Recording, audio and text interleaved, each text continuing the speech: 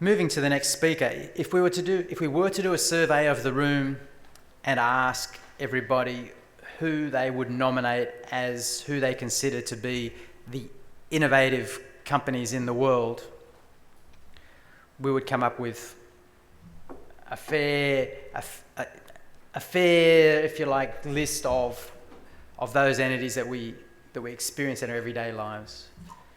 We'd come up with Apple. We'd come up with Microsoft. I mentioned a few earlier today as well, but most certainly Google would come up in a list of those companies who we would consider to be innovators and innovative organisations.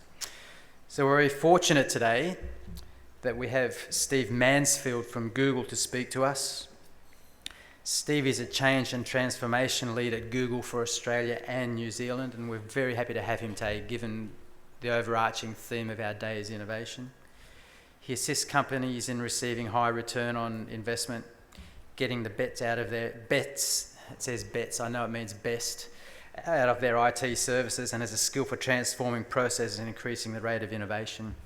Steve's been at Google since 2008, and prior to this included a stint at the Royal Navy as a helicopter observer, but we're not going to ask him questions about that. I think he's one of Gary Sherwood's mad mate cyclists.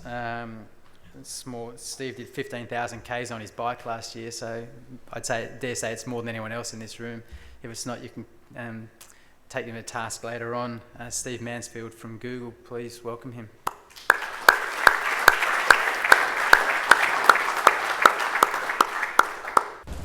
Thank you for the introduction, and really good to be here.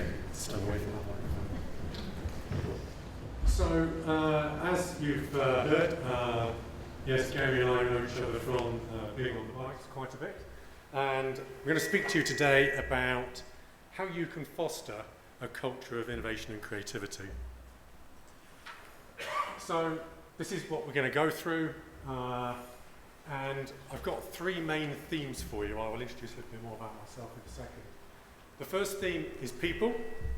The second theme is putting somebody else first, seeing the world as though you were somebody else. And the third is testing your ideas, testing your thoughts, testing your solutions. Excuse me. So, oops, too far. So, quick question from the floor. Feel free to shout out. Of Google's 60+ thousand full-time employees, how many of them do you think have a remit to be innovative? Everybody can hear me? Yes? Anybody can't hear me? Okay. How many of the 60,000-ish plus employees at Google have a remit to be innovative, creative, and challenge the norm? Just shout out. All of them. Yes. We do not have innovation teams. We do not have groups that come in and help you with your processes, help you with your policies, help you reinvent your products that you're going to try to get the market to adopt. So my day job, as you've heard, is helping our customers, our clients who have purchased Google products, Google technologies, to transform and to change, because we know that tomorrow is going to be different to today. Excuse me. I have a part-time job where, although as individuals we are empowered to be creative, to be innovative and so on, you have to have the tools to do so. So in my part-time job, instead of Google, I'm part of a global team, and we basically facilitate sessions around creative thinking, innovation, coming up with new ideas. And until recently, I was the only person in the whole of APAC that did this. This kept me pretty busy. And as Gary will tell you, it meant I had to travel a bit.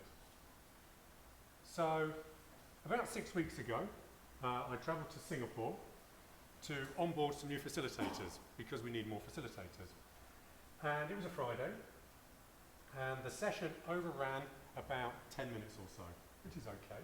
Well, it wasn't quite okay, as you'll hear. So, on a Friday, we have TGIF. The company puts on beer, wine, nibbles, soft drinks if you must. And I went down to the 30th floor, which is our building in Singapore, and I got there, and horror of horrors, the beer had run out.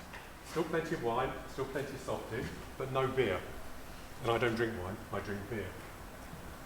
And I thought, no problem, what I'll do is I'll have a look around the office and I will see maybe there's a couple of bottles floating around, maybe somebody's taken them off to one side. And I've gone from the cafe for no more than about 10 minutes. When I got back, everything had run out and everybody was gone for the weekend. So in only 10 minutes, we've moved from the picture on the left, lots of live buzz, chat, quite a noisy environment, to the picture on the right. There was nobody there. Nobody at all. It was so quiet, I could hear the compressors in the fridges going, and I could hear the dishwasher in the cooking area going as well. That's how quiet it was. And it reminded me of a reflection that I often have in a previous role at Google, which is helping customers deploy our products and technology, which is, over the 8+ years I've been with Google, we've deployed a lot of technology to a lot of organisations, some local ones for you there. But it always comes back to, and I challenge you with this statement, there is no such thing as a technology project at the end of the day. They are all people projects. You might think you're the server administrator, you're going to put a new drive in the server, but it's still got to be a people project, right? Why do I care? Well, I care because it's going to be faster, more reliable, more storage. But as an individual, there has to be a reason that it links back to me. So the first theme is people. So the second thing I'm going to challenge you with is, after working with lots and lots of organisations, I observe that almost all of you have the talent that you need to be creative and innovative and to challenge the norms. The question is, how do you make it work? How do you free it? If I were to rephrase Michelangelo's quote, it would be that it's your job as business owners, senior leaders, senior managers, VPs, however you're structured, it is your job to free the talent from within your workforce. Nobody else's, it's yours. Free the talent and then get out of the way. So you might say, well, where do I get started? So I've got two ideas for you. The first is around psychological safety. So psychological safety is a construct where the individual feels that they can take interpersonal risk, both between themselves and other people in their team, and also between themselves and the rest of the organisation. And the reason this is important, and I've got a link for you later so you can, and it'll be on the collateral later. When we're at our desk, we are simply not creative, right? Because when you're at desk, it's very linear. You're doing A followed by B followed by C. But the path to innovation and creativity isn't a straight line. Sometimes you get down a dead end and you've got to come back on yourself. What that means is you might try an avenue of exploration, find that it's not going anywhere, and then have to come back. So there's an element of risk. So one of the things that can be very helpful for you setting the culture, setting the organisational norms, is if you can create a culture where the organisation is resilient to mistakes, is resilient to stuff going wrong. And what do you do then? How do you remediate that? The other thing on the list I'm going to mention here is listening. If you can, try to cultivate active listening. As I say to my children all the time, this is open, these are closed. Try to adopt the 80-20 rule. So you're actually listening to people. Make them so they feel genuinely heard. If they say, I think this or I think that, much louder, take it on board. Accept them for what they're saying. The next one leads on from acceptance. So I did one of these creative thinking sessions. I do them both internally at Google, and I do them externally as well. And I did one about 2 months before Christmas for a non-profit. And this particular non-profit helps university students who are about to graduate make a smooth transition into the workforce. And you might say, well, that happens all the time, right? But this particular group of students, they did not identify as heterosexual. Now, the reason behind this is interesting is, and I'm going to have to make sure I tick this off on my fingers, there's a lot of different types of alignment now, which was news to me. So you've got LGBTIQA+. So that's 9 if you include heterosexual. What this means is that your external environment is becoming ever richer, ever more complex. So you need to foster internally diversity, because if you're not diverse internally, you can't understand these external perspectives, somebody else will. How do you find out what's going on in your external environment? One of the things I would say about diversity and psychological safety is that they're never done. It's not a project you can say we're going to be psychologically safe by the end of the quarter and we're going to be diverse by the end of H1, right? It's always a work in progress. Second theme, do you know, when I see this picture, it always makes my eyes hurt. Try to see the world as though you were somebody else. Try to find out what's important to them. Why do they do the things they do? So be curious. When you're on the train, when you're on the bus, why is it that people act in a certain way? Commercially, what you're looking for is the unmet need. What are you not seeing? What are you not addressing? What is the opportunity in the market? Because the thing is, the market's evolving quite quickly, right? So if you don't address that unmet need, somebody else will. Consider treating an idea as though it was the gift of a seedling. Easy to kill, easy to mistreat, and you'll never see where it goes. So if your initial reaction to an idea that comes to you is along the lines of, that'll never work, nobody's going to sign it off, we'll never get budget, we don't know what that's for, pretty soon people just simply aren't going to stop coming to you with ideas. And ideas are the lifeblood of being creative and innovative. Instead, nurture it, treat it well, see where it takes you. As an example, one of my creative sessions, normally I organise people into tables of 6 people. And one of the tables, the challenge was around expansive thinking. So you need to organise a party of some flavour, any kind of party, I don't mind. So the party these guys came up with, they were going to go to the moon and they were going to see how far they could hit a golf ball. So you're immediately going to think, well, obviously going to the moon is not viable. Is having a golf-themed party viable? Absolutely. So in only 1 minute, that's all the expansive thinking exercise takes, in 1 minute, we found that actually there was a really viable idea. So we allowed the idea to grow. Even you can allow it to grow to ludicrous proportions, like going to the moon. Because what you're then going to do is you're going to deconstruct the idea and pull out of it the things that are viable.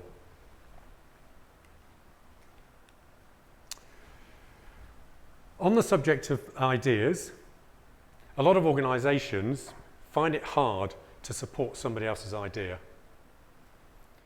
Allow yourselves to support the better idea. Empower yourself.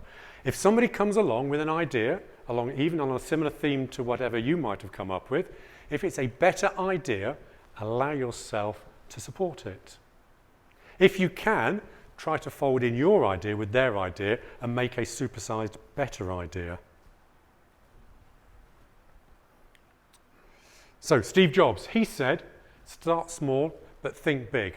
So the reason that you need to start small is because of a really serious inconvenient truth. So this particular study says 1 in roughly 20 new products to market is not successful. Other studies I've seen say 1 to 10, but either way, anything between 1 to 10 and 1 to 20 is not a very good success rate. So what this means is you're going to have to get through a lot of ideas. So you need to have a lot of ideas generated. My former colleague, Alberto Savoy, he's one of the co-inventors of AdWords. He says that statistically, the most common reason that ideas are not successful, this is the only time, by the way, I ever use the F word for fail, right? And we'll come on to that in a minute. He says statistically, the most common reason that ideas are not successful is because our assumptions are simply not correct. Our friend Mark Twain rephrases this in a different way. So the question is, how can you test your ideas? You've got to test your ideas. One of the key things you need to bear in mind is that organisations generally are very good at solving the wrong problem. Has anybody come across that before? You get down the line and you just think this wasn't the right problem to solve. One of the reasons for that is that solving yesterday's problem is actually a lot more straightforward than solving tomorrow's problem. Because with yesterday's problem, you've got the data. You can do the analysis. You can go talk to people. You've got a lot of competitor stuff to tell you what actually happened. What you should actually be trying to do is to solve tomorrow's problem, which is not easy. So Alberto says, if he's the co-inventor of AdWords, I reckon you've got to listen to what he says. He says, make sure you're solving the right problem and building the right thing. So you need to test your idea first. We talk about here about external markets, but your internal markets are the same as well. So where are you going to get tomorrow's staff from?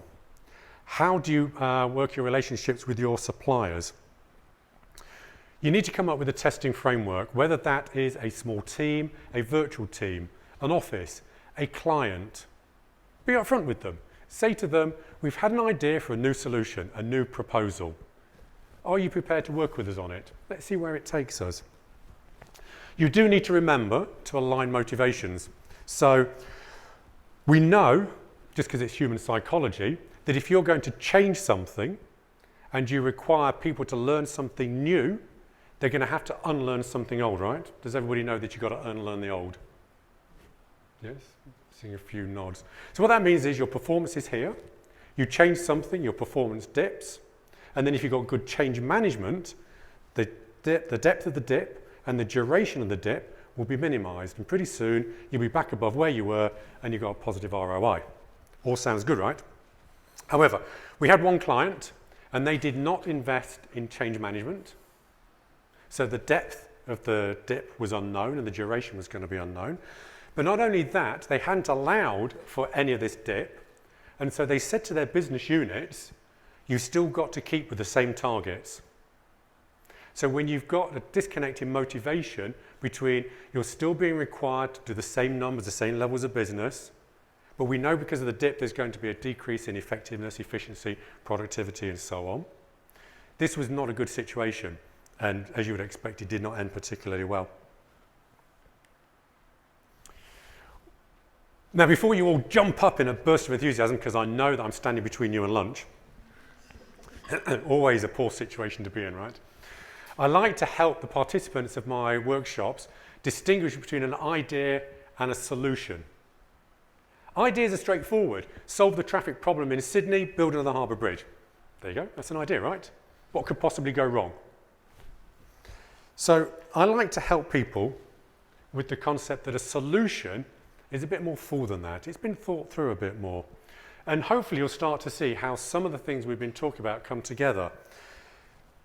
You've analysed the market. You put yourself in somebody else's shoes. So now you've identified an actual need and you've identified somebody that is going to benefit and you understand why it is they should care. Why does it matter to them? What do they get from it?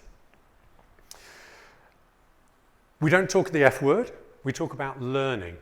When you try something, to my mind, you cannot be a failure as long as you're clear on what you want to learn, what you're looking to test.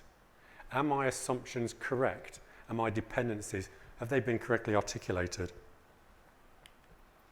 Okay, here's another quick pop quiz. One of these 4 products is a fake product.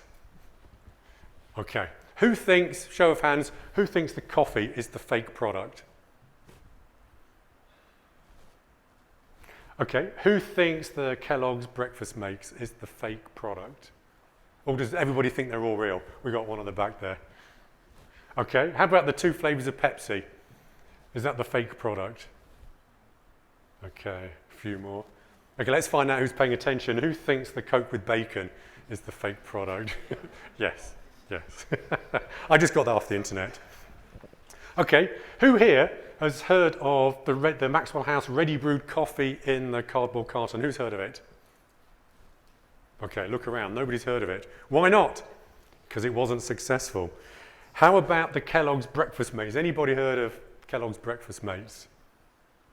Same deal, right? How about the 2 flavours of Pepsi, anybody remember those? Anybody remember them in the market? No, not successful. When you look at the case studies behind these, what you find is that they hadn't done an end-to-end assessment from the point of view of who was going to use the product. Need to keep an eye on the time. So in the case of the breakfast mates, the idea here was this was for preschoolers, kids 4, 5, something like that. Mum and dad, parent, guardian, whoever, would go out and buy these. They had to live in the fridge because there's real milk on one of the parts of the carton. And then the kids, rather than having to wake up mum and dad, could go to the fridge and basically get their own breakfast. Sounds simple, right? What they hadn't done was they'd never actually put any of these cartons in the hands of kids. What they found was that because there was actual real milk in there, first they had to be in the fridge, so they had to be able to reach, right? If you've got a fridge freezer or one of those where the fridge is on the top, you might just not be bloody well tall enough to be able to reach the carton, right? So you need to get mum and dad out of bed to go and get the carton. Secondly was that because it's got real milk in one of the parts of the side there, like one of those yogurts where you tip in the fruit, the kids were not strong enough to get the carton open. So they still needed mum and dad to open the carton in the first place. So they disappeared without trace. So one of the tools that I use is called the pre-mortem. Has anybody here heard of the pre-mortem? Nobody. Okay. So you've all heard of a post-mortem, right? You know, when you analyse it. Sometimes people call it blame storming. You know, when you get in a room and it's all gone horribly wrong and, you know, it was you. So I did a workshop just before Christmas, and it was in Brisbane. And the client, they had a particular problem, and we spent about an hour working it through. And they thought it was a technology problem. So they done all the stuff, they worked out what they needed to buy, they knew what they needed to do, all of this technology was all in place. So right now you're thinking, technology problem, eh? Don't be so quick. So then we looked like we were all ready to go. The project was going to be costing about $5 million. So a reasonable chunk of change, right, for most people. And then I said, okay, we're now going to do a pre-mortem. So imagine we're now coming to the end of the financial year, Aussie financial year, so we're now coming, it's middle of June. Somebody senior is coming along to you, the project team, asking, where did the 5 million go? I've seen no benefit from this at all. Does this ever happen to you guys? That somebody comes along and says, where did the money go? What happened? So what you do in a pre-mortem, you imagine you're now 6 months down the line, 9 months down the line. You've been given the money based on the business proposal, and the money's disappeared. There's done nothing at all. Why is that? So it's a brainstorming phase, and they come up with all their ideas about how come the money disappeared without trace. Did nothing in particular. About 6 minutes in, all of a sudden there was this deafening silence from this particular group.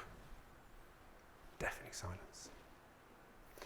Because they'd realised, do you know what I'm going to say, right? They'd realised that it wasn't a technology problem. What was it? It was a people problem. They were only focusing on the technology. They'd planned in there, they'd got new laptops, new connectivity, new firewalls, new links. The CIO came up to me later and said it was almost like we'd been along to the hardware store and we spent all this money, because we want to do something to the house. We spent all this money on a whole load of hardware. It had turned up on the back of the ute, but nobody had thought how we're going to use the tools. Nobody ever thought to train the users on, use this tool in this situation, this tool in this situation. When do you not do something? Oh, I've gone backwards. No, I haven't. I can show this slide now because the underlying patent was ruled invalid a couple of weeks ago. You're not required to come up with your own ideas. You can actually borrow ideas from elsewhere. You'll all recognise the screenshot on the left. The idea of sliding to unlock has existed for years. So you can get your ideas from somewhere else. That's entirely allowed. So, almost coming to the end of the slides, and then we'll do the Q&A. So I've got 3 links for you. You'll probably get these later anyway. The first link is on, both the first 2 are from Google. So the first link, the Rework site, is some ideas on how you can change work. so that your employees become more productive, more creative, more innovative. The second one is Laszlo Bock. So he's our head of people ops, and he wrote a book. And there's a lot of the stuff that Google do internally. So that's the work rules one. And then the final one is for an article that was in, I think it was the Washington Post, and it talks about how we came to view psychological safety as one of the core foundational elements to people being able to be productive. And it came out of a huge amount of data to do with teams that were high performing and teams that were less performing, and the underlying factors of that. So, in summary, you already have the talent that you need. It is your job as the leaders, as senior managers, to set it free. Try to see the world through somebody else's eyes. It's actually quite illuminating. If you can, let an idea grow. Indulge yourself in expansive thinking. See where the idea takes you. Allow for the fact that it might take you initially in a direction that you think is not going to work. But allow yourself the freedom to pursue that. Be magnanimous about the better idea. Don't get into the whole, well, you didn't support me on my idea last time, so I'm not going to support you next time. Allow yourself to support the better idea. Find ways to test your solutions and to try to build in that organizational resilience for when stuff hasn't gone quite according to plan. And then the final one here, where can you get ideas from elsewhere? And there we go. Thank you for your attention. Any questions? Do you need the microphone?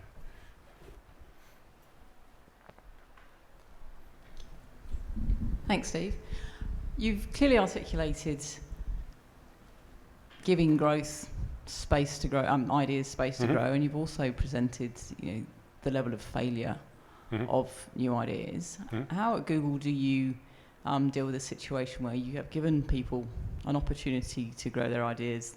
They have ideas that they are passionate about. The rest of the room may not think they're viable, but they'll be sitting there going, well, only 1 in 100 entrepreneurs is successful, and they have to keep going until they succeed because Steve Jobs was told no by 2,000 people before someone said yes. How do you deal with that sort of scenario without demotivating those people or ending up going down a train too far on something that ultimately doesn't succeed or may not succeed? Sure. So I think part of it comes down to equipping people with the tools to be creative for themselves. So we like design thinking. We like the way that design thinking analyzes the world from the point of view of the user of the potential solution. So if you equip people with the tools to reanalyze a problem, so does anybody know about, has anybody heard of design thinking? Okay, so that's another topic for you to have a look at afterwards.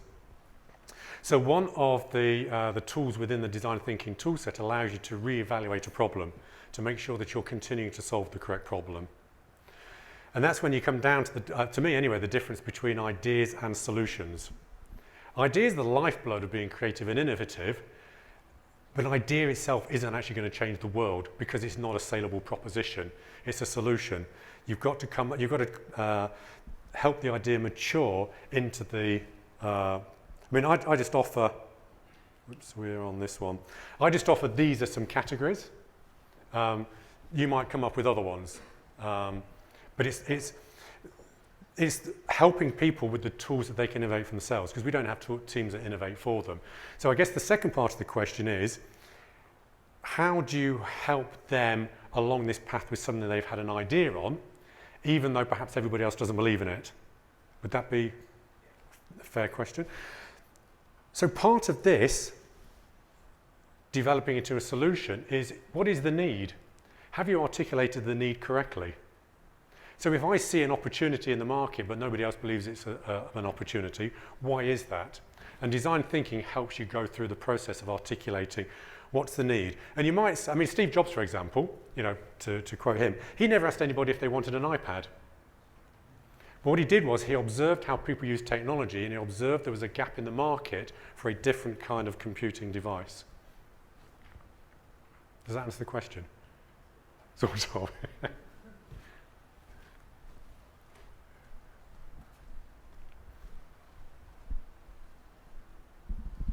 do you believe secondary or tertiary education has a stumbling block on ideas? So very much different way of schooling between Western and Eastern countries. So do you think that that's innovation comes from America? Australia is also very much think outside the box when you're at school versus the Eastern way of teaching is different. Do you think that is a stumbling block, putting that diversity together in one room? That's an interesting question, the cultural side. So, firstly, I think that everybody has the capability to be innovative and creative. It's how you help free them from their day-to-day and help free them from the cultural aspect that goes with that. So, as an example, when I did a workshop in China, quite a hierarchical kind of a culture, right? If you go to Korea, for example, everybody in Korea knows how old everybody is. And even if somebody's one day older than you, you will wait for them to speak before you speak, as an example. So if you're going to be facilitating workshops, if you're going to be facilitating creative sessions, you need ways to deal with the cultural side of it and whether people feel psychologically safe to be able to voice, an opinion or voice an idea. So one of the tools that I used in Asia, for example, when I do the ideation phase, normally I do two phases. I do an individual phase first and I do a group phase second. And I do the individual phase first because of a psychological concept called anchoring. Has anybody here heard of anchoring? A couple of people. So imagine I said to you, how many trees are there in Sydney? How many trees are there in Sydney? So you're now going to be thinking. And you might decide you're going to try and calculate this based on some kind of land area or tree density, or you're just going to come up with some guess. So then what you do is you ask people what number they came up with. The first person that speaks sets the agenda for everybody else. So if somebody comes up with a different number to you, you will now change your perspective based on what they came up with. So this is why I do the individual phase first. And the second reason I do it is because it helps rebalance the atmosphere between the introverts and the extroverts. So where we come into the cultural part of this is if you've got quite a hierarchy of culture within that group, within that table, and they don't want to speak out of turn, sometimes I never do the group brainstorm. What I do is I have everybody write down the ideas on the post-it notes, and then I have a different table work through those post-it notes, because then you're not assessing the person, you're assessing the idea. So back to the underlying question, is it a cultural thing? No, I think people have good ideas, and it's how you as management, you as leaders actually tease those out of people. Come back to Michelangelo's quote. Does that answer the question? Kind of, sort of.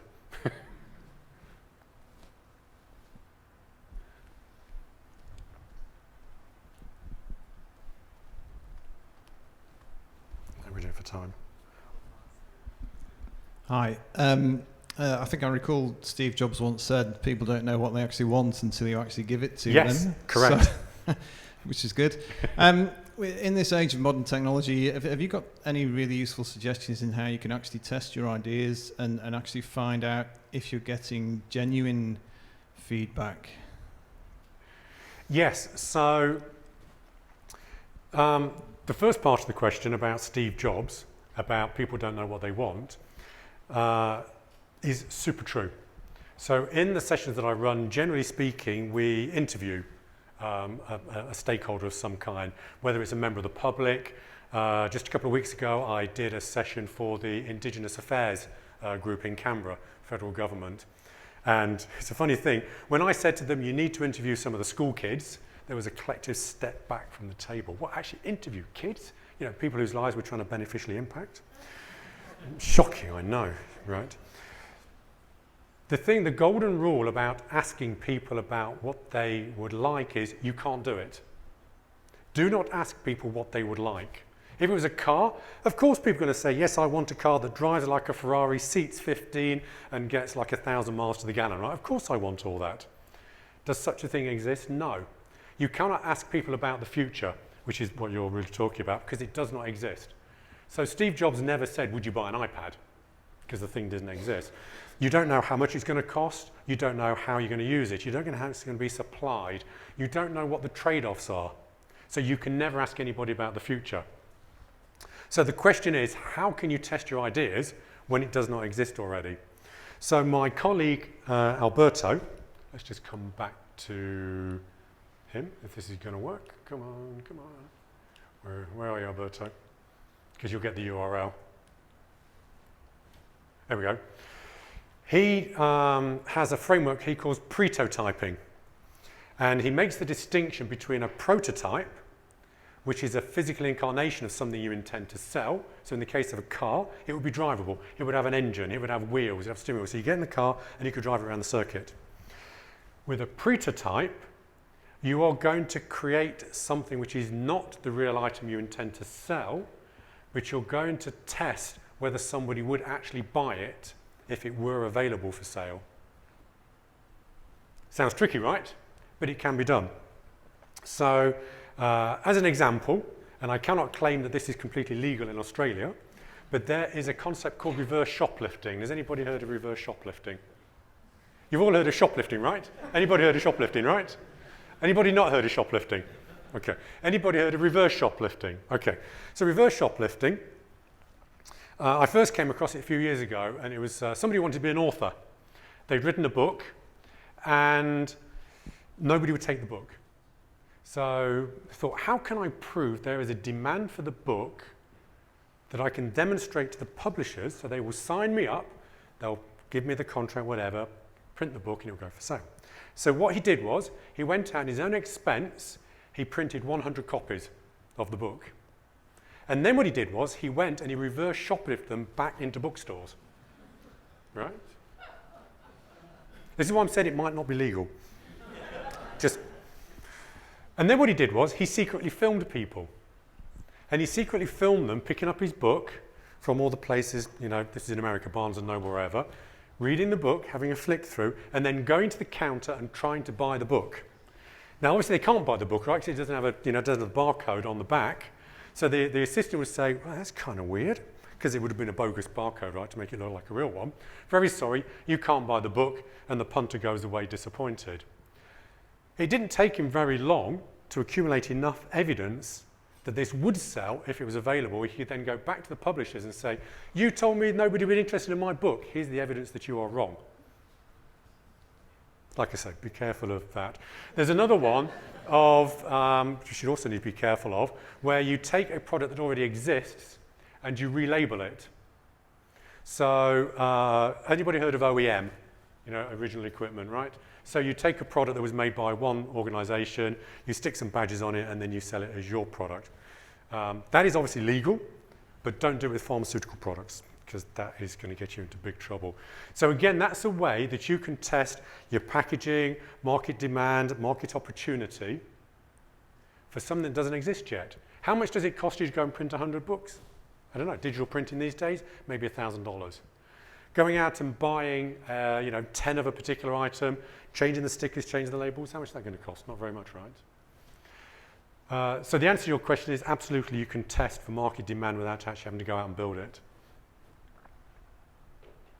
But please stay within the law. One more question. And then I do know I'm standing between you and lunch. Sure. Yes. I think Google, empowers 60,000 Mm-hmm. employees to be innovative. Yes. How do they actually capture Mm-hmm. those ideas and then filter them down and then keep some ownership of the person that came up with the idea? Right, so what I do is I have an understanding with the sponsor. So if I'm going to run one of my sessions, I have to work with the sponsor on things like what's the challenge statement, making sure the right people are there, and then the final one, to your point, is making the follow-up.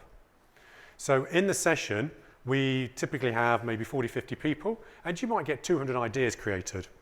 And then we have enough time to run through, let's say you've got, let's see a number divided by 6, let's say 36 people, because I divide people up into sixes. So that means we'll have 6 ideas that come through to some kind of a proposal. One of the things I do is I have everybody write what's called a press release for it. So it's an idea I stole from Amazon. So you write the press release, why everybody should care, what it does for them. Now, they think they're writing the press release, but actually they're writing the business case for it. All those other ideas, the question is, to your point, what happens to all those other ideas? So I say to the sponsor, you need to collect all those other ideas in, and you need to rank them. So in the team that I'm with, Google for Work, we did this. And we had a session back in September, October. We came up with a load of ideas, and then we crowdsourced the scoring. All those ideas, we typed them all up, and we crowdsourced the ease of implementation, if we thought we were going to do it, and the impact, if we did do it. And we scored those from 0 to 5, 0 being hard to do, no impact, and 5 being, yeah, brilliant, why didn't we do this yesterday? And so that gave us a ranking, and then we took, you know, the next cabs off the rank, so the next 3 to 5 ideas off the cab, no, the next 5 ideas to go, and then you hold the sponsor to that, because you're committing quite a lot, or I'm committing quite a lot of resource to the sponsor to do this. In the case of the one for Aboriginal Affairs, it took maybe a month to organise.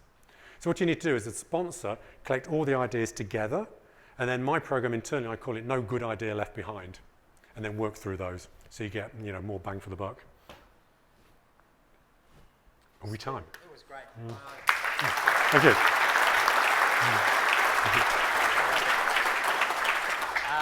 There's very little I can add to that, I'm sure. All you've done is just give me reading for the next couple of weeks, I'm sure. Excellent. So thank you very much. I'm sure You're everybody welcome. appreciates it. I'm here for lunch, and my colleague Vic, who's at the back there in the blue and grey stripy shirt, he's from Google as well, so we'll be here for lunch. Can't promise to stay for the whole of lunch, but if you've got any more questions, stuff that perhaps didn't come up today, then see if you can grab us and we'll go from there. Thank you very much. Feedback forms in Yes, the, please. At the back. Thank you. Always keen on feedback. Thank you very much. Thank you.